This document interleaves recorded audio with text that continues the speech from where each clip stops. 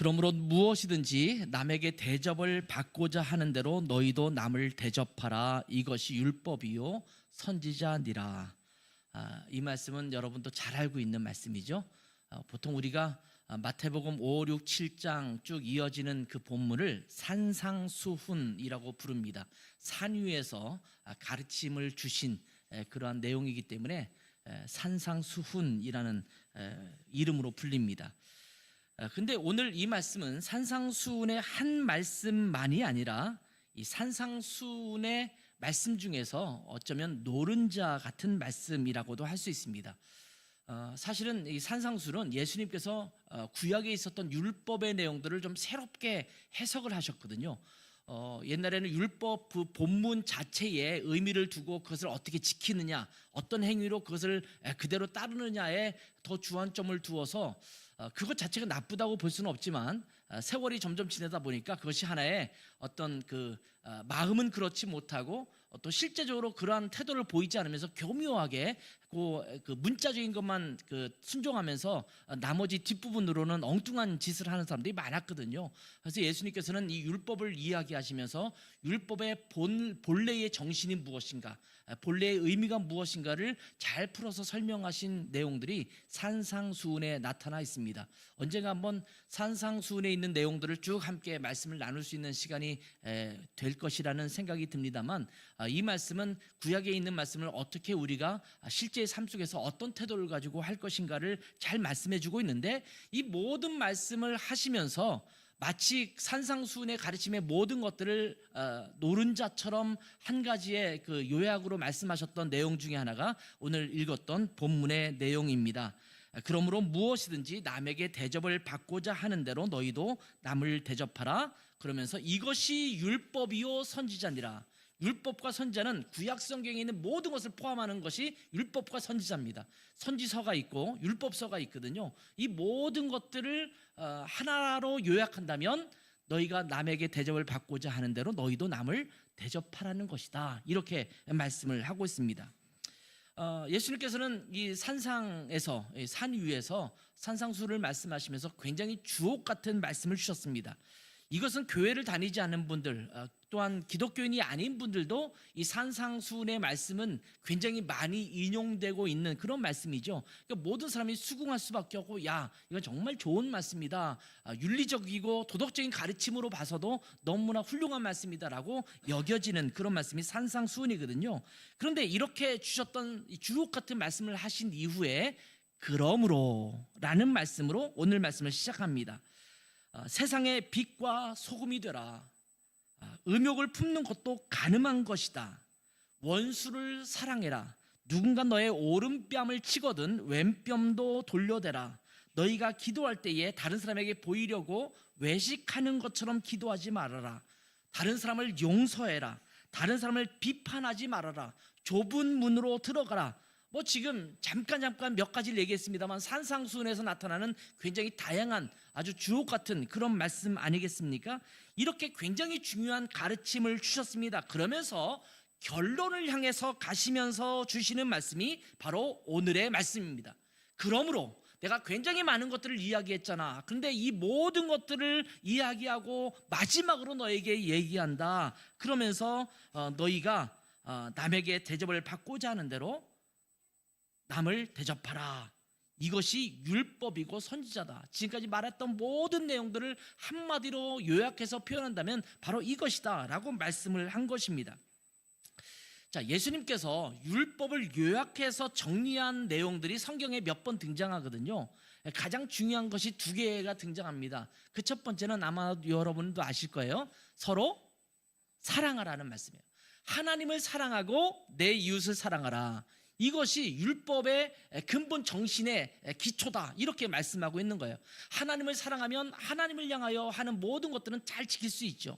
또 다른 사람을 사랑하면 다른 사람을 향해서도 또 잘 행할 수 있습니다. 이것이 율법의 핵심이다. 이렇게 말씀하신과 동시에 오늘은 서로 대접하라. 이것입니다.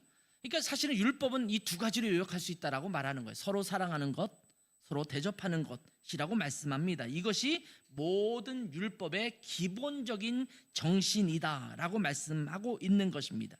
그래서 오늘의 이 말씀을 보통 뭐라고 부르냐면 이 별명이 있는데 황금률이라고 부릅니다. The Golden Rule이라는 표현을 쓰게 되죠. 그래서 이 말씀을 황금률이라고 부르게 되는데 이렇게 부르게 된 이유가 있습니다. 3세기 로마 제국의 24대 황제 중에 한 사람이 세베루스 알렉산더라는 황제가 있습니다. 근데 이 황제는 이 말씀을 너무 좋아했어요. 그래서 이 글귀를 자기의 거실 벽에 금으로 써서 붙여 놓았습니다. 그때 이후로 황금률이라는 명칭을 사용하기 시작한 겁니다. 물론 그 사람이 금으로 썼기 때문에 황금률이기도 하지만 그러고 하다 보니 이 말씀은 정말 황금과 같이 귀한 가르침이다라는 의미로 계속적으로 황금률이라는 말로 사용하게 됐습니다. 그래서 모든 종교를 막론하고 모든 도덕의 기본적인 정신이다, 이런 의미로 황금률이라는 명칭으로 부르기도 하는 것입니다. 예수님께서는 산상수훈을 통해서 믿음을 가지고 더불어 살아가는 공동체에서 서로 어떤 태도로 서로를 대해야 될 것인지를 계속해서 말씀하셨습니다. 다시 말하면 교회 공동체 안에서 서로가 서로를 어떠한 태도로 대하기를 원하시는지에 대한 가르침을 말씀하시고 예수님께서 그 기준을 제시한 것이 바로 산상수훈입니다. 그런 의미에서 산상수훈은 단순한 도덕적 가르침을 넘어서서 교회 공동체가 제대로 세워져 가는 데 있어서 매우 중요한 태도를 우리에게 가르쳐주고 있음을 기억해야 합니다. 그러니까 여러분의 가정이나 우리가 속해 있는 교회 공동체가 또 넓게 보면 기독교 공동체가 우리가 서로 어떤 태도를 가져야 될 것인지에 대해서 알려주는 말씀이 산상수훈이고, 그 말씀의 핵심이 오늘 읽었던 서로 대접하라 라는 말씀이라는 겁니다. 자, 그렇기 때문에 결론적으로 따지면 이 산상수훈의 결론적으로 따지면 남에게 대접을 받고자 하는 대로 남을 대접하는 것이 공동체를 건강하고 견고하게 세우는 데 있어서 매우 중요하고도 기초적인 정신이라고 예수님께서는 가르쳐 주시는 것입니다. 그렇다면 오늘 가르침이 서로 대접하라는 말씀이잖아요. 그렇다면 대접한다라는 말의 의미가 도대체 무엇일까요? 우리 한국말 성경에는 서로 대접하라 이렇게 표현했단 말이죠. 예수님은 대접을 받고 싶은 대로 다른 사람을 대접하라 이렇게 말씀하셨는데, 이 대접이라는 말이 무슨 의미일까요? 사실은 제가 이 성경에 나온, 우리 개역 개정판 성경에 나온 그대로 대접하라라는 표현을 썼습니다. 근데 영어 성경에는 제가 여러 성경이 있지만 그중에 NASB를 많이 참조하는데, 뉴 아메리칸 스탠다드 바이블이에요. NASB를 번역하고 있는데 이렇게 번역하고 있어요. Therefore, however you want people to treat you, so treat them. 누구에게가 이렇게 표현했어요. 그다음에 for this is the law and the prophet 이라고 말하고 있어요. 자, 이 여기에 보면 대접한다라는 말이 어떤 단어가 사용되고 있어요? 트리트라는 말이 쓰여져요. 트리트라는 말을 여러분도 많이 들어보셨죠? 낯선데요? 이렇게 생각할 수 있을지 모르지만 여러분이 가장 쉽게 많이 접하는 것은 트리트먼트라고 하는 것을 들어보셨죠? 화장품을 다들 많이 쓰시기 때문에 이 샴푸라든지 아니면 일반 화장품에 보면 트리트먼트라는 이런 그 단어가 쓰여져 있는, 한국말로도 트리트먼트 이렇게 쓰여져 있는 화장품들을 많이 보실 수 있을 것입니다. 여기에 이제 트리트라는 단어가 사용되고 있죠. 이 단어는요, 취급하다, 다루다, 치료하다, 대우하다, 처리하다 이런 의미를 갖고 있으면서 대접한다라는 의미도 갖고 있습니다. 내가 보다듬어서 뭔가를 잘 처리해주고 해결해준다라는 의미에서의 트리트입니다. 그래서 우리가 보통 한국말에서 내가 한턱 쏠게 이렇게 말할 때가 있잖아요. 여기에 이 턱이라는 말도 트리트라는 말로 사용할 수 있습니다. 이 턱이라는 말을 한국말 사전으로 찾아보면 좋은 일이 있을 때 남에게 베푸는 음식 대접, 이것을 턱이라고 그래요. 내가 한턱 쏠게. 보통 한턱을 쏘는 것은 내가 뭔가 좋은 일이 있을 때, 승진을 했거나 상을 받았거나 뭔가 있을 때 이제 한턱 쏘는다라는 말을 쓰고 있거든요. 그러니까 한턱 쏠 때 그렇게 턱 대접한다 이런 의미입니다. 자, 한국 성경 중에서 공동 번역 성경은 이렇게 번역했습니다. 너희는 남에게서 바라는 대로 남에게 해 주어라. 이것이 율법과 예언서의 정신이다. 이렇게 번역을 했습니다. 자, 우리가 보통 한국 사람에게 있어서 대접한다라는 말은 어떤 의미로 보통 사용하고 있습니까? 대부분의 경우는 어떤 음식을 제공해 주는 것으로 이해하는 것이 기본적인 태도입니다. 내가 너를 한번 대접해 줄게. 그러면 우리가 가장 먼저 느끼는 게 뭐예요? 저 사람이 나한테 밥 한 끼 산다는 소리구나. 이렇게 생각하지 않습니까? 그래서 국립국어원에 있는 표준 국어 대사전에 보니까 대접이라는 말을 이렇게 풀어주고 있습니다. 첫 번째는 마땅한 예로서 대한다. 두 번째로는 음식을 차려서 접대한다. 이 두 가지 의미를 말하고 있어요. 음식을 접대하지 않더라도 내가 마땅한 예의를 갖추어서, 예절을 갖추어서 상대방을 이렇게 대우해 주는 것, 이것을 또한 접대한다, 대접한다라는 말로도 사용하고 있습니다. 자, 아마 성경에서 우리에게 다른 사람을 대접하라라는 말을 사용하셨을 때 다른 사람이 원하는 대로 해주라 이렇게 말씀하셨을 때 이 부분은 어쩌면 두 가지 의미를 다 포함하고 있지 않은가라는 생각을 하게 됩니다. 자, 그렇다면 남을 대접한다라는 말이 무슨 말일까요? 상대방이 원하는 대로 해주는 것이 대접하는 것입니다. 마땅한 예로 대한다라고 말씀하고 있는데 그 사람의 인격을 존중해주고 있는 모습 그대로를 존중해주는 것, 이것이 마땅한 예를 갖추는 것입니다. 상대방을 존귀하게 여기는 것입니다. 예를 갖춘다는 게 뭐예요? 상대방을 있는 모습 그대로 그 사람의 인격을 존중해주는 것, 이것이 예를 갖추는 것 아니겠습니까? 그래서 상대방이 존중받고 있다라는 느낌을 받게 해주는 것, 이것이 바로 대접해 주는 것입니다. 이 대접해 준다는 것은 상대방이 원하는 대로 해주는 것, 이것이 대접입니다. 또 하나는 상대방의 필요를 채워주는 것이 대접입니다. 자, 두 번째 의미가 음식을 대접한다라는 것이, 접대한다라는 것이 대접이라고 표현했는데 음식뿐만이 아니라 상대방에게 필요한 것들을 제공해 주는 것, 이것도 대접한다라는 의미가 될 수 있다라는 겁니다. 그래서 이 두 가지 측면에서 다른 사람을 배려하고 그러한 태도로 사람을 대하는 것, 이것이 대접하는 것입니다. 하나님은, 주님은 우리에게 상대방에게 이렇게 대접해 주라는 거예요. 상대방을 존중해 주고 상대방이 뭘 원하는지를 알아서 그것을 채워주고 그 필요를 채워주는 것이 대접하는 것이다라고 말씀하고 있는 것입니다. 그러면서 어떻게 말씀하시냐면 대접할 때는 내가 받고 싶은 대접을 생각하면서 남에게도 대접을 해라, 이렇게 말씀하고 있습니다. 자, 그런데 주님께서 이렇게 말씀하셨을 때 다른 사람에게 대접을 받고 싶은 대로 너도 그렇게 대접하라, 이렇게 말씀하셨을 때 이 대접의 태도의 기준이 등장하는 겁니다. 이것이 뭐냐면 내가 남에게 대접을 받고 싶어하는 정도로 상대방을 대접하라, 이렇게 말씀을 하고 있습니다. 근데 여러분, 이 말씀을 오해하면 안 됩니다. 이 말씀을 잘못 이해하면 이렇게 생각할 수 있습니다. 어떤 사람이 다른 사람에게 식사를 대접해 주기로 했다고 합시다. 자, 내가 대접받고 싶은 대로 대접하라고 했잖아요.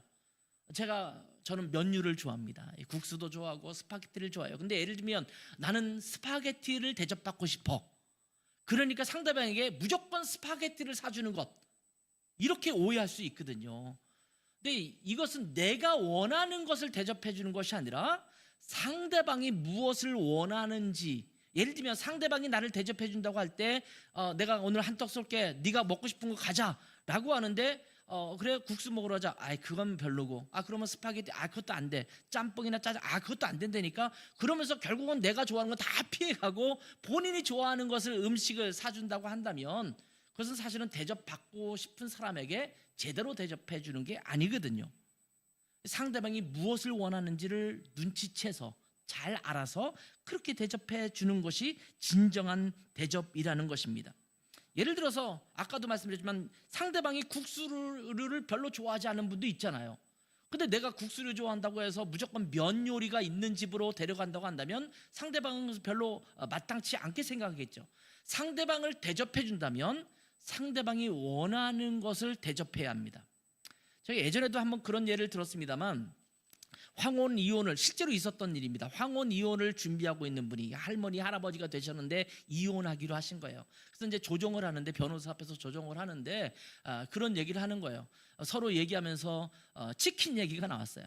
할머니가 얘기합니다. 당신은 치킨을 먹을 때마다 맨날 나한테 날개만 줬어. 이렇게 얘기하는 거예요. 근데 또 할아버지가 화를 벙 내면서 무슨 소리야? 나는 당신에게 닭다리만 줬잖아. 할머니가 그런 거예요. 닭다리만 내가 당신한테 줬잖아. 이렇게 얘기를 하는 거예요. 근데 결국 쭉 이야기를 들어보니 이 할아버지는 닭날개를 가장 좋아해요. 닭날개를 내가 좋아하니까 내가 좋아하는 부위를 상대방이 주면 좋겠다고 생각하는 거예요. 나는 이게 귀하다고 생각하니까. 자기 딴에는 자기가 가장 좋은 것을 상대방에게 대접해 준 거예요. 근데 상대방은 닭 다리를 좋아해요. 근데 맨날 영감탱이가 닭 날개만 주는 거예요. 그리고 근데 자기는 자기는 닭 다리를 너무 좋아하니까 남편에게는 계속 자기가 좋아하는 닭 다리를 발라줬는데 상대방은 뭘 좋아한다고요? 닭 날개를 좋아하죠. 그냥 좋아하는 걸 먹었으면 좋았을 뻔했는데 서로 상대방에게 대접해 준다고 했지만 그것이 오히려 서로에게 큰 상처가 되었다라는 의미이죠. 그러니까 우리는 상대방이 무엇을 원하는가를 살피고 주어야 되거든요. 우리 어머니는 짜장면이 싫다고 하셨어, 뭐 이런 노래 있잖아요. 진짜 짜장면이 싫어서가 아니라, 또는 옛날에 우리 부모님들은 나는 생선 대가리가 좋아, 맨날 생선 머리만 듣고 살코기는 자식만 주니까 또 자식들은, 우리 어머니는 생선 대가리만 좋아하시는구나. 항상 나이가 들어서도 자기가 40, 50이 됐어도 자기 부모님에게 생선 대가리만 따로 떼드리고 자기가 살코기 다 먹는 그런 일이 있어서는 안 되는 거잖아요. 상대방이 무엇을 정말 좋아하는가를 살피는 것이 필요하다라는 것입니다. 여러분, 이 말씀의 초점은요, 나에게 있지 않습니다. 남에게 초점이 맞추어져 있습니다. 이 말씀의 초점은 대접에 있지, 대접하는 내용에 있지 않습니다. 아무리 진수성찬을 차려놓았어도 내가 별로 좋아하지 않는 요리만 차려놓았다고 한다면 내게는 빈약한 밥상입니다. 예를 들면 저는 중국집 갈 때 제일 별로 그렇게 못마땅한 것 중에 하나가 이 코스 요리를 먹는 거예요. 사실은 코스 요리를 가장 좋은 음식을 대접해 주는 거잖아요. 근데 저는 짜장면 짬뽕 먹는 게 훨씬 좋거든요. 하나 좀, 근데 코스 요리면 항상 마지막에 요만큼 짜장면 짬뽕 주잖아요. 근데 그냥 나는 짜장면 한 그릇 먹고 싶은데 코스 요리를 쭉 주면 이건 아무리 비싸고 값비싼 거에도 불구하고 저에게는 뭐 분위기상 뭐 다른 사람과 어울려서 먹는 거는 좋긴 한데 그 음식 자체로 볼 때는 별로이잖아요. 이제 그럴 수 있다라는 거예요. 이거 하나의 예를 드는 겁니다. 아무리 많은 것들이 차려져 있어도 내가 좋아하는 것이 없으면 그 음식은 진수성찬이 아닌 거거든요. 제가 가끔씩 이스라엘이라든지 아니면 중동권, 아랍권 쪽에 여행을 갈 경우에, 터키라든지 뭐 이런 쪽에 갈 경우에 아주 그분들은 푸짐하게 차려놨는데 향신료부터 시작해서 냄새가 저한테는 안 맞고, 그러니까 굉장히 그들이 좋아하는 음식들이 많이 차려놓았음에도 불구하고 이스라엘 내내 여행하면서 별로 못 먹고 막 몇 킬로씩 몸무게 줄어오고 이러는 경우도 있잖아요. 그 사람들은 즐겨 먹는 음식이고 좋은 음식이지만 나에게 맞지 않으면 그것은 내게 좋은 음식이 아니라는 겁니다. 좋은 예가 이솝 우화에 나옵니다. 여우와 두루미라는 이야기가 이솝 우화에 등장하는데, 어느 날 여러분 아시죠? 여우가 두루미를 집으로 초대해서 식사 대접을 합니다. 근데 여우가 두루미를 놀리기 위해서 넓은 접시에다가 스프를 담아서 내놓습니다. 한번 그림을 한번 보여주세요. 여기 보면 저렇게 넓은 접시에다가 내놓으니까 여우는 혀를 핥아서 홀짝홀짝 잘 먹는데, 이 긴 부리를 갖고 있는 두루미는 이거 도무지 먹을 수가 없는 거예요. 자, 이렇게 식사 대접을 받았는데 다음에 이제 화가 났던 두루미가 여우를 초청합니다. 그리고 나서는 주둥이가 이렇게 얇은 그런 호리병 같은 데다가 음식을 차려서 대접을 해줍니다. 호리병 같이 깊으니까 두루미는 그냥 쭉쭉 찍어서 먹을 수 있으니까 금방 먹을 수 있었죠. 근데 혀로 핥아먹는 여우는 이것이 먹기가 힘들었다라는 겁니다. 이런 우화를 여러분도 들어보신 적 있죠? 여기 보면 이렇게 제가 써놨어요. 내가 좋다고 남이 다 좋은 것은 아니다. 그렇잖아요. 밥 먹을 때 내가 좋아하는 음식이라고 계속 상대방의 숟가락에 올려주는 것이 때로는 상대방을 고문하는 것일 수도 있다. 내가 좋아하는 것이 상대방이 좋지 않은, 내가 재즈 음악을 좋아한다고 맨날 재즈 음악 트는데 내 아내는 그거 좋아하지 않고 클래식을 좋아하는데 자꾸 재즈 음악 틀어놓으면서 당신 좋지, 기분 좋지 이렇게 말하면 상대방이 기분 좋을 리가 없잖아요. 내가 좋은 것이 아니라 어떻게 하라고요? 상대방이 좋은 것을 대접해 주는 것이 진짜 대접입니다. 예를 들어서 몇 명이 여행을 함께 간다고 합시다. 여행 갈 때 이런 문제가 많이 발생하거든요. 저는 유럽에 살고 있다 보니 한국에서 여행 오시는 그룹들이 많아요. 이게 몇 명씩 몇 부부가 같이 팀을 이루어서 와서 저희 집에 며칠 밤 묵고 가기도 하고, 제가 그분들을 안내해서 이렇게 함께 유럽 지역을 돌아다니기도 하고 그런 경우가 있습니다. 그런데 이때 얼마나 서로 간에 갈등이 심한지 몰라요. 어떤 분들은 와서 대판 싸우고 가요. 부부끼리 싸우고 가고 막 그런 경우도 있거든요. 이거 여행할 때 있어서 먹는 문제, 숙소 문제, 관광 스타일 뭐 이런 것들이 서로 다르기 때문에 문제가 있는 거예요. 어떤 분은 유럽에 왔는데 계속 한식을 먹으려고 해요. 한국 음식점 찾든지 아니면 라면을 가져서 저녁에 숙소에서 끓여 먹든지 이러려고 하는데, 부인은 그게 아니라 현지에 있는 그 음식도 맛보고 싶고 막 이렇게 우아하게 좀 즐기고 싶은데, 맨날 남편은 오늘 집에 가서 저녁에 라면 끓여 먹자, 우리 김치 가져온 거 있지 이러면서 김치 먹으려고 그러면 서로 짜증이 나지 않습니까? 어떤 사람은 한 곳에 좀 오랫동안 머물면서 좀 즐기고 좀 잘 누리고 싶은데 여기 가서 사진 찍고 자 빨리 이동하자고 다른 곳으로 간다든지 그래도 문제가 있지 않습니까? 어떤 분은 박물관을 투어하고 싶은데 어떤 분은 자연을 좋아해요. 그러면 그들끼리도 싸움이 되는 겁니다. 어떤 사람은 밥 해먹는 숙소에 머물고 싶고, 어떤 분은 좀 우아한 호텔 같은 럭셔리한 분위기에서 묵고 싶은데 이것이 안 맞으니까 1박 2일, 3박 4일, 4박 5일 이렇게 시간이 지나될수록 서로 간의 갈등의 골은 깊어지고 여행을 즐기는 것이 아니라 정말 힘들어지는 경우도 있을 수 있다는 겁니다. 여러분, 교회에서도 마찬가지입니다. 어떤 일을 함께 할 때에 각자의 성격과 스타일이 다르기 때문에 문제가 발생하기도 합니다.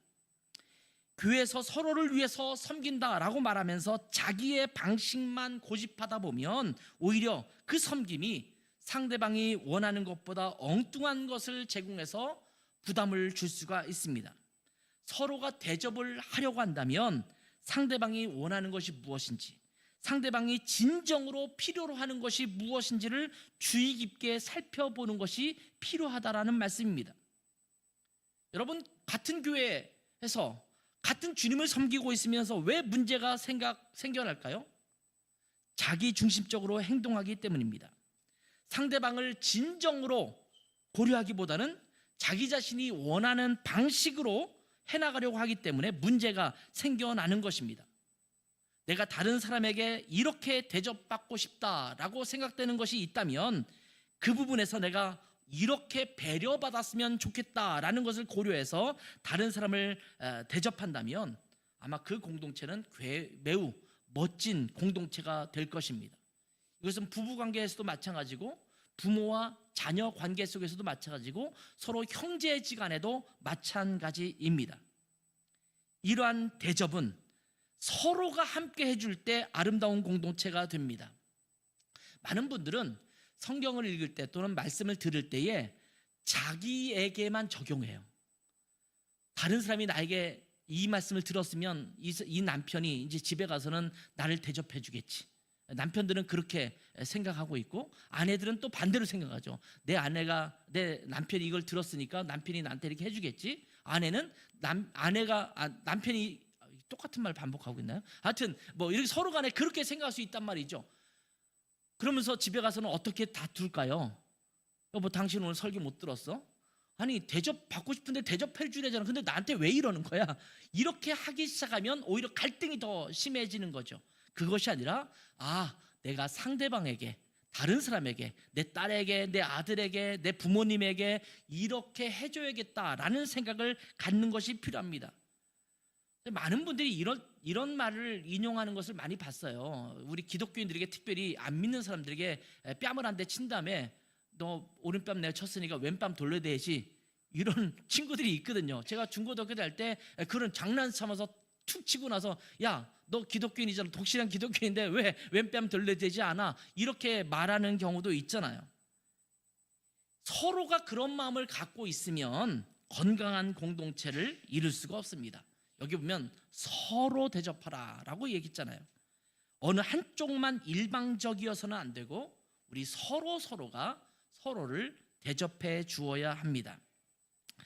자, 그렇기 때문에 우리가 해야 될 것은 뭘까요? 지금부터 다른 사람을 대접해 주는 자가 되어야 합니다. 보통 우리가 어떻게 생각하냐면 누군가 나를 대접해 주는 사람이 있지 않을까 이런 기대를 합니다. 보통 내가 몸이 좀 아프면 누군가 이것을 알아채려서 보통은 말도 안 해줘요. 말도 안 해주는데 알아주기를 바라요. 어디 아파? 괜찮아. 그런데 그게 괜찮은 게 아니거든요. 내가 괜찮다고 말했지만 당신은 알아야 돼. 내가 아무리 이렇게 말해도 당신은 내가 괜찮지 않은 걸 알아야 돼. 이것이 일반적인 언어의 숨김이 있거든요. 그런 경우 있어요. 특별히 자매들이 많이 그래요. 나 아파가 아니라 괜찮다니까. 그런데 안 알아주면 내가 괜찮다고 말한 게 진짜 괜찮은 거 아니잖아. 당신 그것도 몰라? 뭐 이렇게 이야기하잖아요. 그럼 미안해. 그러면 뭐가 미안해? 미안한 게 뭔지 좀 이야기해봐. 뭐 이렇게 이야기하면서 일이 꼬이는 경우도 많잖아요. 근데 보통은 내가 아프면 다른 사람이 나를 이거를 알아주고 격려해주고 약도 좀 챙겨주기를 기대합니다. 배가 고플 때 누군가 내게 대접을 해주었으면 좋겠다라고 생각합니다. 특별히 내가 어떤 특정한 음식이 먹고 싶으면 누군가 그 음식을 딱 집어서 나에게 대접해 주면 좋겠다 이렇게 이야기를 합니다. 그것이 이제 우리가 보통 내가 원하는 거예요. 그런데 내가 어떤 일로 고민하고 있을 때 누군가가 나를 위로해주고 내게 맛있는 식사라도 대접해주면서 격려해주면 좋겠다. 이것이 우리의 생각이거든요. 그래서 교회 안에서 굉장히 많이들 삐쳐요. 왜 그거를 나를 이해하지 못할까? 나에 대해서 나의 아픔과 고통이 있는데 왜 그거를 눈치채지 못하고 나에게 전화 한 통이라도 안 해주는 걸까? 이렇게 얘기하면서 삐치기도 하거든요. 내가 좋은 일을 맞이했을 때는 상대방이 알아서 덩달아 기뻐해주고 축하해주고 꽃다발이라도 안겨주었으면 좋겠다 이런 생각을 하게 됩니다.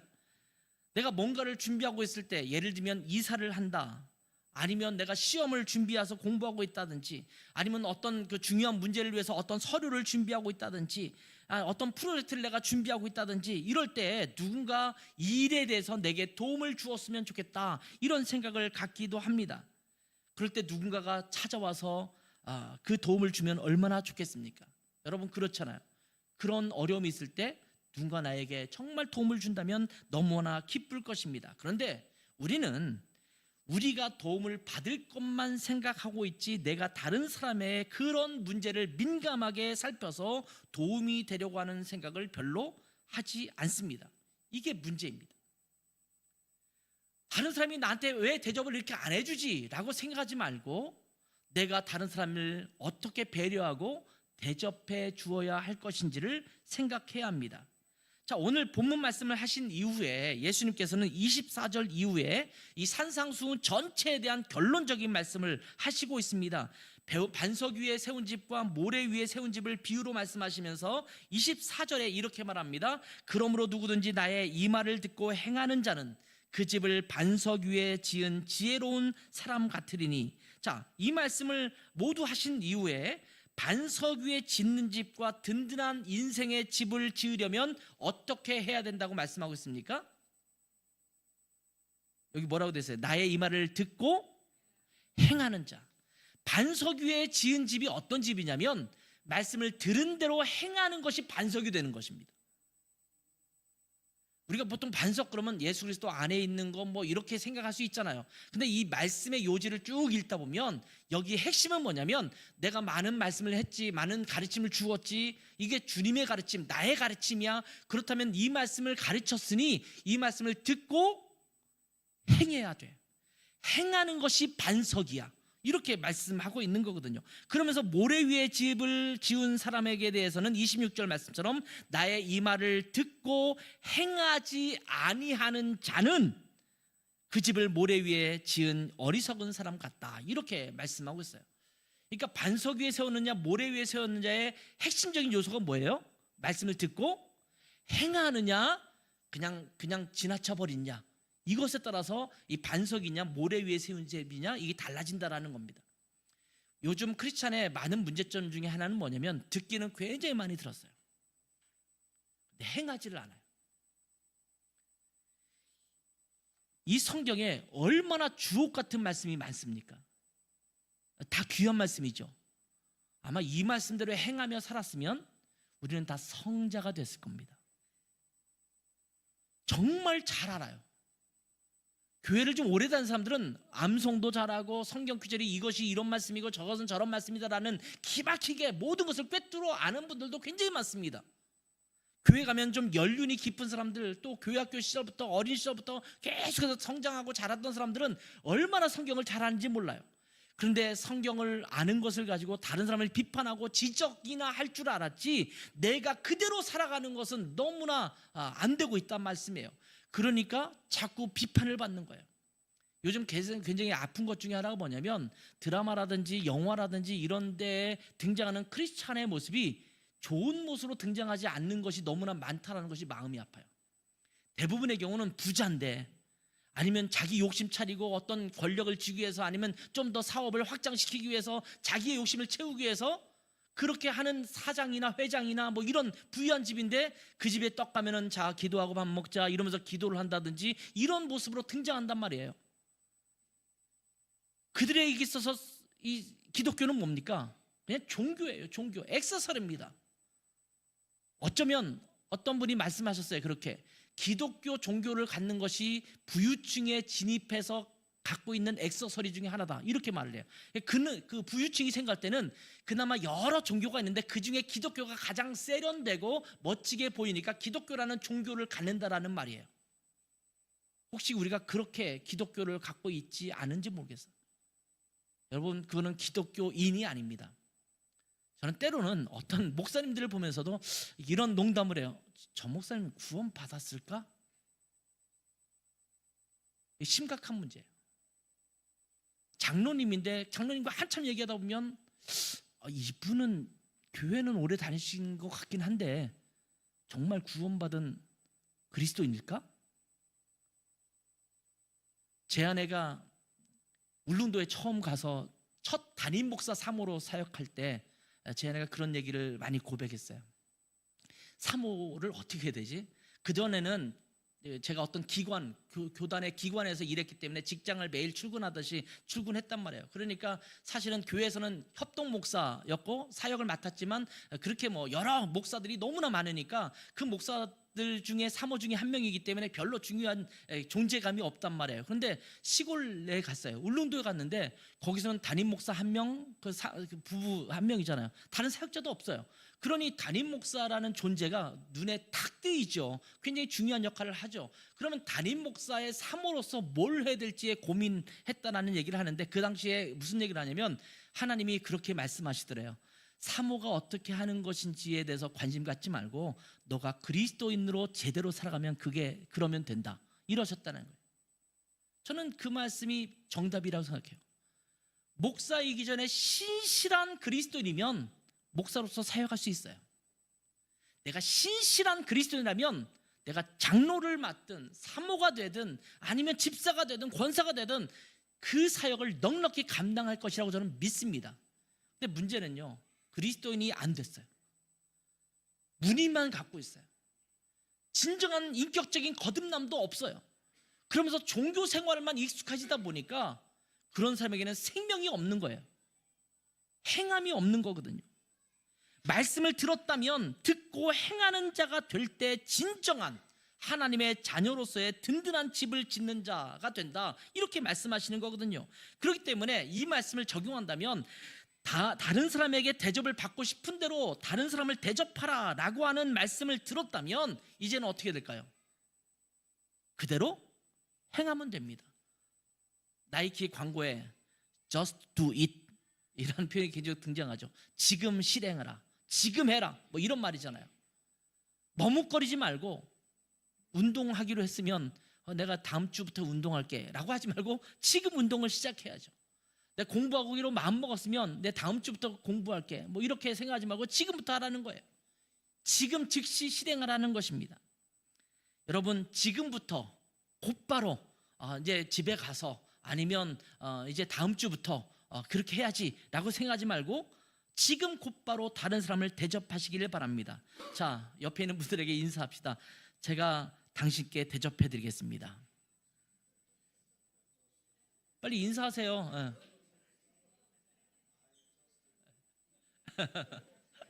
예. 그러면 옆에서 또 말로만 이러지 말고 말로만 이러지 말고 저도 대접해 드리겠습니다. 너 두고 보겠어. 이것도 아니에요. 여러분, 보통 우리가 대접하겠다 그러면 아까도 말했잖아. 너 말로만 그러는 거지 아니면 두고 보겠어. 어떻게 하는지 이렇게 하시면 안 되는 거예요. 대접하겠다 그러면 땡큐 고마워요. 나도 당신을 대접하겠습니다. 이게 교회 공동체 안에 있어야 되잖아요. 우리 목사님이 나를 대접해 준다고 했으니까 대접하겠지? 지켜봐야겠다. 설교를 이제 오늘 그렇게 하셨으니까. 그러시지 말고 여러분이 목사를 대접해야 되는 거예요. 저는 여러분을 대접해야 되는 거예요. 우리 안수 집사님들이 계시는데 이제 안수 집사님 정도나 됐으니 이제는 대접해 주겠지가 아니라 저희가 그분들을 대접하겠습니다. 이렇게 하는 거예요. 집에 가서 싸우지 마세요. 목사님 말씀 들었지? 당신 나한테 그러면 안 돼. 엄마 나한테 대접해야 되는 거야. 못 들었어? 이러면 안 되는 거예요. 딸, 아들, 너 대접하라는 말 들었지? 너 나한테 대접하는 것 왜 안 하고 있어? 이러시면 안 된다라는 말씀입니다. 자, 대접하는 게 무엇이라고 말씀했습니까? 첫 번째로는 예를 갖추어 대하는 것이라고 말씀했잖아요. 그러면 대접할 때 어떻게 돼요? 상대방을 존중하는 것입니다.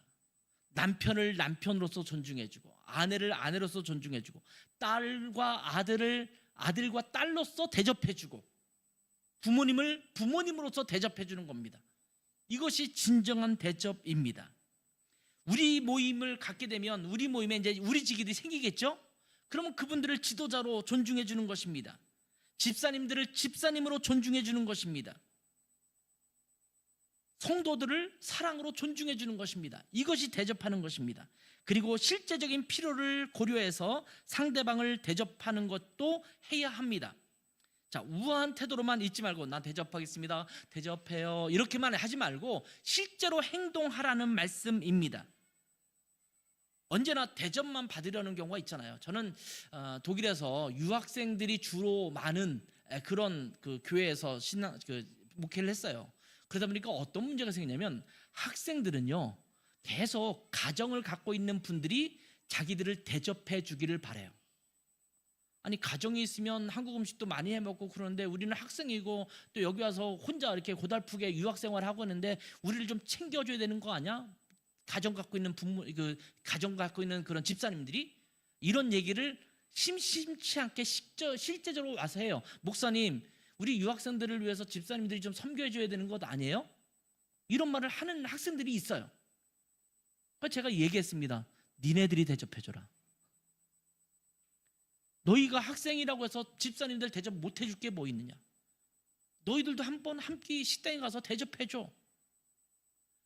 우리 지기가 저기 독일에서 있을 때 보통 이제 가정을 갖고 있거나 나이가 있는 분들이 우리 지기를 하면 그 우리 지기들이 고생 많거든요. 늘 자기 집에 초청해서 밥을 한식을 해서 먹이면서 이렇게 섬기는데 이게 너무 습관화된 거예요.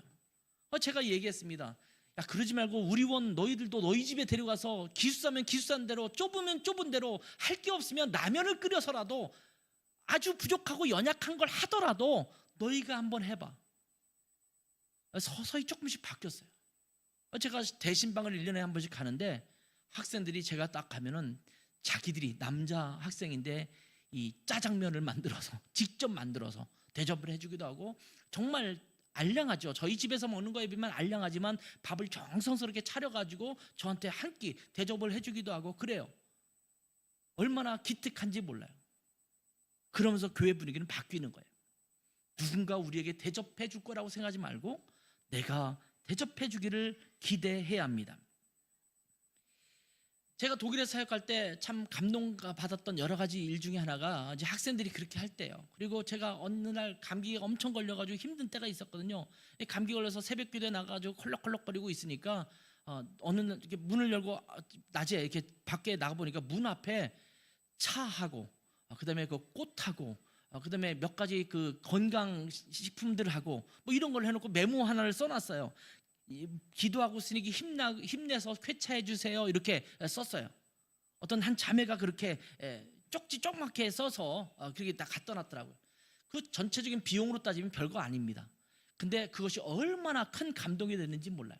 와, 이렇게 내가 아프다는 걸 생각해서 이렇게 챙겨주는구나, 이렇게 생각을 하니까 내가 대접을 받고 있다는 생각이 들었어요. 아, 저 친구들이 나를 대접해주고 있구나, 이런 생각이 드는 거예요.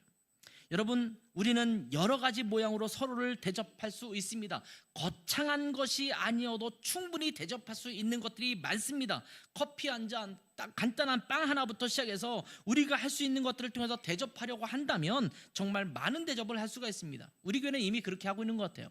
우리 다과를 이렇게 매주마다 하고 있는데 제 아내가 뭐 음식을 준비해서 오기도 하지만 어떤 분들은 뭐 빵을 가져오기도 하고 과일을 가져오기도 하고 또 자기 집에 뭐가 어디 여행 갔다 오면 그걸 또 갖다 챙겨다가 주시기도 하시고, 이런 걸 보면서 와, 우리 교회 성도님들은 이렇게 대접하기를 힘쓰는구나, 애쓰는구나, 이런 생각을 갖게 됩니다. 자, 이제부터입니다. 우리가 서로 대접해야 합니다. 누군가 내게 뭔가를 해주기를 바라지 말고 내가 먼저 대접해야 합니다. 아까도 말씀드렸지만 서로 대접하라고 했으니 왜 아무도 내게 대접을 안 해주는 거야? 다음부터 눈에 불을 켜고 누군가 나를 대접해주나, 이렇게 찾지 말고 정말 그거를 잘 들었다고 한다면 내가 먼저 대접하는 자가 되어야 합니다. 우리 모두가 그렇게 해야 합니다. 그러면 우리 공동체는 모두가 대접받는 이들로 가득하게 될 것입니다. 우리가 가지고 있는 것이 있거든요. 그것을 섬겨서 최선을 다해서 상대방을 대접할 수 있습니다. 말을 예쁘게 잘하시는 분은 말 한마디를 대접할 수 있거든요. 그렇잖아요. 내가 갖고 있는 것 충분히 대접할 수 있는 부분입니다. 이렇게 서로 대접할 수 있는 우리 공동체가 되기를 주님의 이름으로 축복합니다. 기도하겠습니다. 자, 이렇게 한번 기도해 볼까요? 내가 대접해야 할 지체가 누구인지 좀 보게 해 주십시오. 가장 중요한 타인, 그것이 아내거나 남편이거나 또는 아들, 딸 또는 부모님일 수도 있어요. 형제이거나 자매일 수도 있어요. 그리고 교회 안에 어떤 지체일 수도 있어요. 또 우리 집 주변에 업무 때문에 또 여러 가지 이유 때문에 만나는 사람들 중에 한 분이 내가 대접해야 될 사람일 수도 있습니다. 길을 가다가 청소를 하시는 분들이나 아니면 힘들게 일하는 분들에게 대접할 수 있잖아요. 이런 것들을 찾는 거예요. 제가 옛날에 신학교를 다닐 때 학비가 없으니까 군고구마를 팔아서 저는 학비를 댔거든요. 매일 대전 시내 나가서 군고구마 드럼통에다 군고구마 리어커해서 만들어서 제가 그걸 팔아서 했는데, 이 하루 종일 팔고 나면 군고구마 많이 남아요. 어떤 날은 굉장히 많이 남을 때가 있어요. 저는 안 팔리는 날. 그러면 제가 집까지 오는데 한 40분 정도 걸어오거든요. 걸어오는데 리어커를 갖고 와야 되니까 이제 걸어오죠. 걸어오면서 아파트나 이런 데 있잖아요. 빌라라든지 이런 데 경비실이 있잖아요. 밤에 경비에 서시는 분들에게 한 뭉치씩 드리고 오는 거예요. 내가 이걸 어떻게 하면 좋을까? 이거를 좀 그런 분들에게 드리면 좋겠다. 그러면 집으로 오는 기간 동안 아저씨, 제가 오늘 군고구마 팔다가 남았는데 이거 드세요. 이것 좀 드세요. 하고 쭉 오니까 마음도 너무나 기쁘고, 그분들은 야참에 밤에 일하시다가 그걸 드리니까 너무 좋아하거든요. 이것도 우리가 주변에 찾을 수 있는 섬기고 대접할 분들이거든요. 그렇게 대접할 사람이 누군지 좀 알게 해주시고, 그리고 내가 그런 자들에게 또 우리 지체들에게 대접하는 자가 되게 없어서, 이런 기도를 주님 앞에 잠깐 드리는 시간 갖도록 하겠습니다. 함께 기도하겠습니다. 아버지 하나님, 오늘 또 말씀을 통해서 서로 대접하라라고 하는 주님의 말씀을 들었습니다. 우리가 공동체로서 견고하게 세워지기 위해서 하나님, 내가 다른 사람에게 뭔가를 받고 또 바라기보다는 내가 먼저 내가 대접을 받고 싶은 대로 그 사람에게 대접하라고 하셨던 주님의 말씀을 귀 기울여 듣고 이제는 대접하기를 원합니다. 하나님, 제가 대접해야 될 지체들이 누구인지, 대접을 해야 될 사람이 누구인지를 저희가 잘 떠올릴 수 있도록 주님께서 마음을 주시고 성령님께서 깨닫게 해주시고 그 사람들의 이름과 또 얼굴들을 떠올리게 하시고, 하나님, 그럴 때마다 하나님 말씀에 순종하고 성령님께 순종해서 하나님, 우리가 대접하는 자가 되게 도와주시기를 원합니다. 하나님, 뿐만 아니라 우리가 그런 사람들이 생각났을 때마다 우리가 할 수 있는 것을 최선을 다해서 그들에게 대접하고 섬길 수 있는 우리가 되게 도와주시고, 그렇게 우리 공동체가 서로를 대접하고 서로를 섬기고 서로에게 최선을 다했을 때 우리 공동체가 견고하게 세워져가는 하나님의 아름다운 가족 공동체로 또한 세워져가는 축복과 은혜를 누릴 수 있도록 도와주시기를 간절히 원합니다. 하나님, 이 시간 이후부터 다른 사람을 섬기고 대접할 수 있는 우리 모두가 되기를 주님의 이름으로 우리가 간절히 주님 앞에 간구하온 즉 하나님, 이것을 주님께서 응답해 주시기를 원합니다. 하나님 아버지, 무엇이든지 남에게 대접을 받고자 하는 대로 너희도 남을 대접하라 라고 말씀하셨던 그 말씀을 듣습니다. 오른뺨을 치면 왼뺨을 돌려대는 것이나, 또한 속옷을 달라고 하면 겉옷까지 내어주는 것이나, 오리를 가자 하면 심리까지 가주는 것이나, 이 모든 것들이 결국은 다른 사람을 배려하고 그 필요를 채워주고 그들을 대접하는 것인 것을 우리가 함께 말씀을 통해서 깨달았습니다. 하나님, 문자 어구에 따라서 순종하고 행하는 것도 중요하지만 그것을 넘어서서 내가 필요한 만큼, 또 배려받고 싶은 만큼 다른 사람을 향하여 대접할 수 있는 마음을 가진 자가 되게 도와주시고, 우리 라이트하우스 고향 공동체가 이러한 태도와 마음을 서로 섬김으로 말미암아 견고하고 풍족한 하나님의 가족 공동체로 잘 세워져가는 교회가 될 수 있도록 축복해 주시옵소서. 이제부터 우리의 가족들과 또 우리 지체들을, 또 우리 주변에서 만나는 사람들을 섬기고 대접하는 저희들 되게 도와주시옵소서. 감사하며 예수님의 이름으로 기도했습니다. 아멘.